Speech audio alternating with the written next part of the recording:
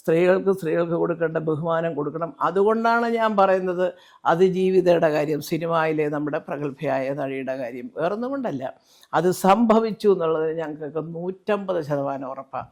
അപ്പോൾ ആരുടെ കൊട്ടേഷൻ, എങ്ങനെ സംഭവിച്ചു, എന്തിനൊരു ടെമ്പോ ട്രാവലർ കൂടെ പോയി, പിന്നെ ഒരു കാറ് പുറകെ പോയി, ഇതൊക്കെ അറിയാൻ ഞങ്ങൾ ബാധ്യസ്ഥരല്ലേ. അതിപ്പോൾ ഏത് കോടതിയിലെ ഏത് ജഡ്ജിയാണേലും അതിനുള്ള ഉത്തരങ്ങൾ സാധാരണക്കാരന് തരാൻ ഇവിടുത്തെ നിയമവ്യവസ്ഥയ്ക്ക് ഒരു ബാധ്യതയുണ്ട്. അത് ചെയ്യുമെന്നാണ് ഞാൻ വിശ്വസിക്കുന്ന ജുഡീഷ്യറി. സത്യമായി ഞാനതിൽ വിശ്വസിക്കുന്ന ഒരാളാണ്. അപ്പോൾ അതുകൊണ്ട് ഇന്നല്ലെങ്കിൽ നാളെ എന്നാൽ പിന്നെ ആരാ ചെയ്തത് കണ്ടുപിടിക്കുക എന്നൊരു ഉത്തരവ് വരും.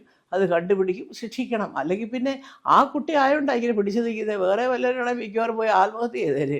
ഈ അതിജീവിതയൊക്കെ പൂർണ്ണമായ ഒരു നീതി കിട്ടി എന്ന് ചേച്ചി വിശ്വസിക്കുന്നു? കിട്ടിയിട്ടില്ല. അയ്യോ, കിട്ടിയിട്ടില്ല. എന്താണെന്നറിയാം ചേച്ചി, ആ കുട്ടിക്ക് സംഭവിച്ചത് ഞങ്ങളൊക്കെ സാക്ഷികളാണ്.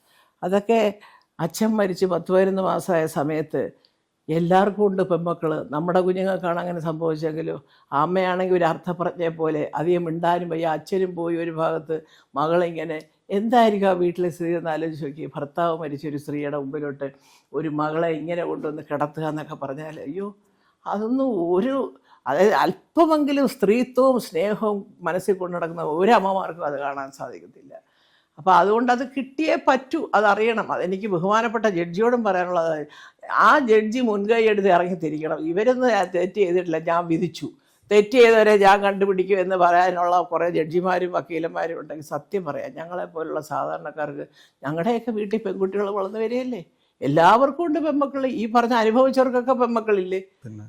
ഇങ്ങനെയാണ് നിൻ്റെ കാരണം എന്ന് പറയുന്ന ആളുടെ വീട്ടിൽ 2 പെൺകുട്ടികളില്ലേ. താങ്ങാൻ പറ്റുമോ ഇങ്ങനെ വല്ലതും സംഭവിച്ചോ? ഒന്നാലോചിച്ച് നോക്കി.